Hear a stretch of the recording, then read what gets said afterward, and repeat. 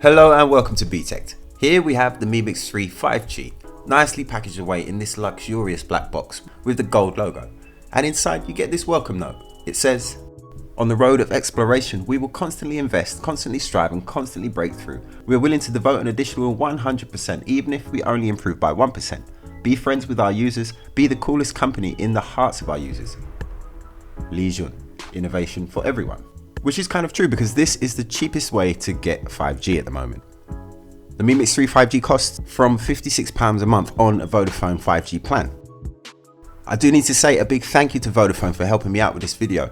You can find a link to this handset on the Vodafone website below, or if you search directmobiles.co.uk, you can compare all of the available 5G deals with all of the UK networks. But it's not just 5G phones, all available deals with pretty much every handset available in the UK can be found at the Direct Mobiles website.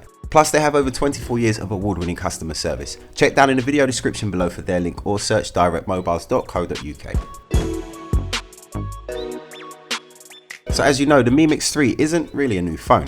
It was released about 8 or 9 months ago now, although obviously that wasn't the 5G version. The 4G version does have a slightly smaller battery and is powered by the Snapdragon 845 processor, as opposed to the Snapdragon 855 that's in the Mi Mix 3 5G. Other than those two things, everything else is the same. And this is quite a quirky little phone because there is no notch to speak of whatsoever, and you get a pretty good full screen experience. The front camera is hidden away in this sliding mechanism, and you get a dual 24 megapixel camera system for the front, allowing you to take pretty good portrait selfies.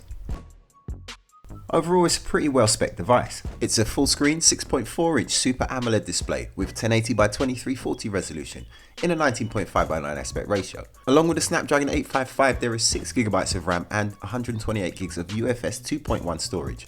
The 3800 mAh battery does keep this device powered all day quite easily, and when you need to charge it, Quick Charge 4 is supported.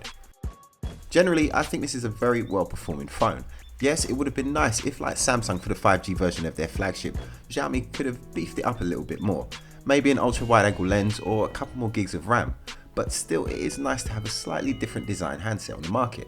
Although the flip side of that is that this device is actually quite heavy. The magnetic slider mechanism is quite addictive and can be set to activate different things rather than just for the front camera. But it's almost like having two phones, you do notice the extra weight. As well as the volume rockers and the power button placed on the right hand side, there is also a dedicated Google Assistant button placed on the left side.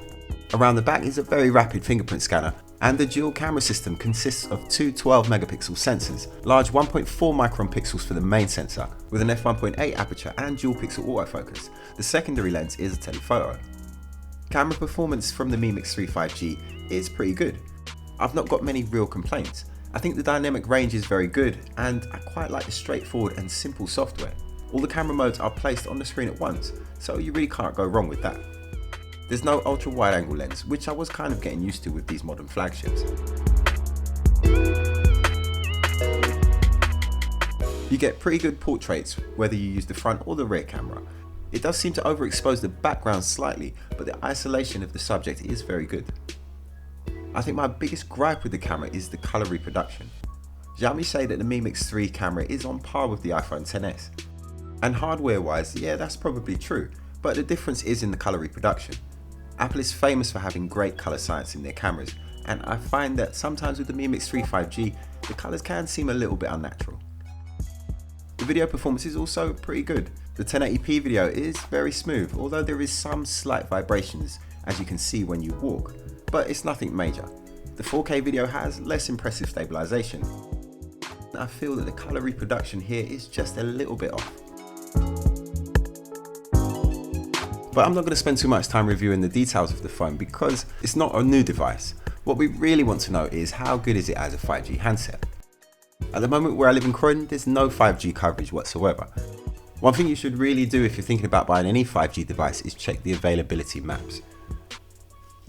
On the Vodafone website, you can put in your postcode and it will show you the availability of all their signals, including the 4G and 5G. If you're lucky enough to live somewhere where they have 5G at the moment, then considering that you're going to get unlimited data if you go for Vodafone's top plan, I would say it's definitely worth doing. Being from Croydon and not having any signal whatsoever where I live, it did have me wondering whether or not it would be worth investing in. Well, if you can swallow the cost of the handset, then the data plan is actually very good value for money. Or is it? Well, it just depends on where you are. In certain parts of central London, I was getting maximum about 70 megabits per second download speed.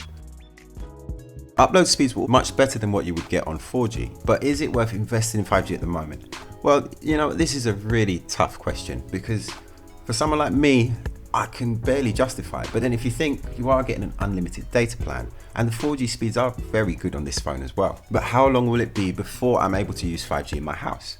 Or just around London generally? Or until we have a similar coverage to that of 4G?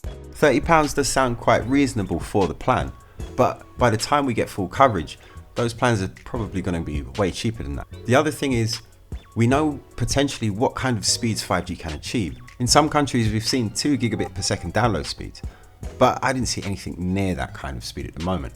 If they could offer blisteringly fast speeds all the time, then it would definitely be worth it. But sometimes I see 5G pop up on my handset, and the speeds that I'm getting, well, they're really not that impressive. Occasionally in places like Covent Garden or on the South Bank, you do get much better speed. But how often are you going to want to download a whole movie when you are in those areas? Unless, of course, you're lucky enough to live there, in which case, well, you're probably a millionaire.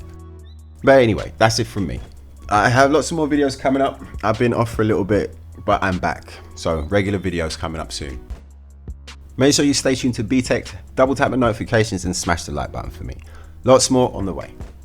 Follow me on Facebook, Instagram and Twitter. It's at Btekt. Thank you for watching. My name's David. This is Btekt.